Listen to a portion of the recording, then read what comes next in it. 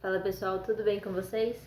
Nas últimas aulas nós estivemos vendo sobre algumas características dos direitos fundamentais, aplicando ele na Constituição Federal.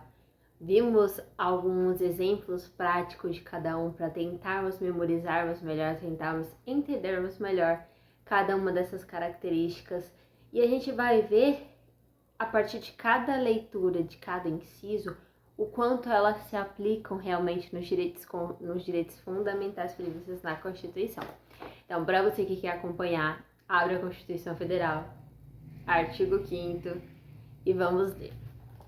No artigo 5º, vai dizer assim: todos são iguais perante a lei, sem distinção de qualquer natureza, garantindo-se aos brasileiros e aos estrangeiros residentes no país a inviolabilidade do direito à vida, à liberdade, à igualdade, à segurança e à propriedade nos termos seguintes. Então, aqui no caput a gente já tem uma noção principal de tudo. Quem vai embasar essa Constituição Federal é que não existe distinção entre as pessoas. Para a Constituição Federal, todos são iguais. Perante a lei, todos são iguais. Não importa se é homem, não importa se é mulher, todos são iguais perante a lei. O que a lei determina tem que ser aplicado a todos, sem distinção. Então, nós vamos ler o inciso primeiro que diz: homens e mulheres são iguais em direitos e obrigações nos termos desta Constituição. E quando a gente lê isso, que fala que os homens e as mulheres eles são considerados iguais perante a Constituição Federal, a gente tem direto o princípio da igualdade, aonde a gente sabe que o que é igualdade? A igualdade não é eu ter o mesmo tratamento para todas as pessoas. Na verdade, isso não é igualdade. A igualdade é eu pegar uma pessoa que tem uma condição igual a outra pessoa e eu estabelecer as mesmas coisas para elas. E eu pegar pessoas que têm níveis diferentes e fazer uma distinção entre elas. Então, eu tratar igual os iguais e tratar de forma desigual os desiguais. Porque não adianta eu tratar duas pessoas que estão em situações diferentes, tratar elas da mesma forma, porque eu vou beneficiar mais uma do que a outra. Então, a igualdade é isso, é você tratar os iguais de forma igual e tratar os desiguais de forma desigual, certo? Dando continuidade, a gente vai ter aqui que a gente tem dois tipos de igualdade.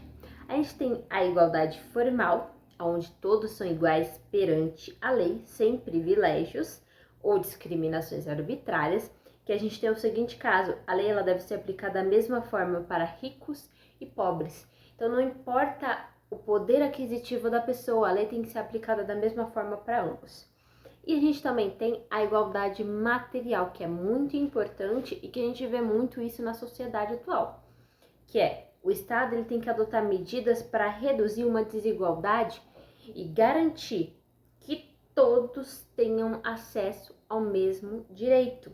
E aí, quando a gente fala dessa questão, a gente bate muito na tecla das cotas raciais, porque antigamente, por conta do racismo, algumas pessoas, algumas não, bastante gente era discriminada por conta da cor da pele e elas tinham oportunidades diferentes das pessoas brancas.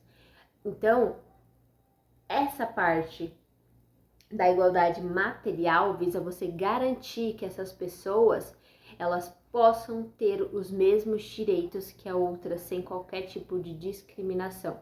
São pessoas que antigamente, há um tempo atrás, que era muito forte, na verdade, porque a gente não pode falar que o racismo deixou de existir, mas que antigamente eles acabaram perdendo muitas coisas, muitas oportunidades por conta de cor de pele, por conta dessa distinção que eram feitas entre eles. Então, eles não tiveram muitas oportunidades que outras pessoas tiveram. E aí, a gente vai dar continuidade no inciso 2º, que diz que ninguém será obrigado a fazer ou deixar de fazer alguma coisa senão em virtude de lei. E quando a gente fala essa questão de que ninguém pode deixar de fazer ou fazer alguma coisa senão em virtude de lei, a gente está batendo no princípio da legalidade. Ou seja, eu só posso fazer aquilo que está previsto na lei. Então, aqui quando a gente fala disso, somente a lei pode criar obrigações para as pessoas, somente através da lei. E aí a gente tem alguns aspectos.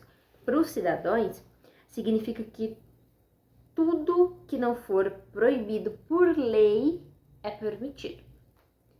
Tudo que não for proibido por lei é permitido. E aí a gente tem o seguinte: se não há lei proibindo um determinado comportamento, uma pessoa ela não pode ser punida por ele. Então, tive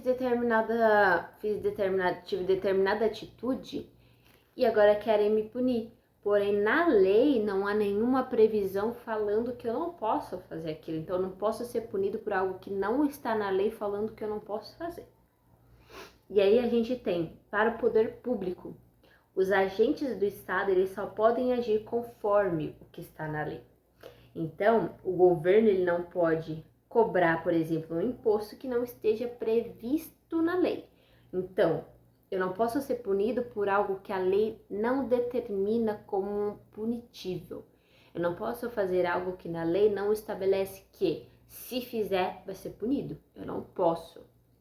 Agora, para o poder público, eles só podem agir conforme o que está na lei.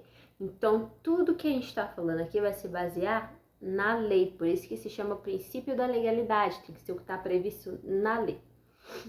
A gente tem o seguinte exemplo prático, porque a gente não pode esquecer disso. Como a gente tinha falado nos vídeos anteriores, a gente sempre vai elencar alguns exemplos práticos para a gente entender melhor cada um deles. Então, a gente tem: imagine que João é abordado por um policial na rua e, sem qualquer motivo ou justificativa legal, é obrigado a entregar seu celular para verificação. O policial alega que pode exigir isso sempre que quiser. E aí, nesse caso, o policial está violando o princípio da legalidade, porque não existe nenhuma lei. Ele viola o princípio da legalidade porque não existe nenhuma lei que permita o agente público exigir a entrega de um bem pessoal, sem uma justificativa legal. Não existe nada previsto na lei referente a isso.